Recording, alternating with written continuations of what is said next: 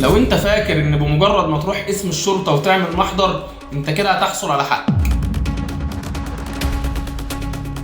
اغلبية المحاضر دي لما بتروح امام النيابة العامة بتدي فيها قرار بحفظ المحضر، فعشان كده لازم حضرتك تتابع المحضر بتاعك في النيابة العامة. ولو كنت ذكرت في المحضر قبل كده ان في شهود شاهدوا الواقعة تقدم طلب للنيابة بسماع اقوال الشهود. بعد كده النيابة بدورها بتقشر لك ج أ استيفا لسماع اقوال الشهود.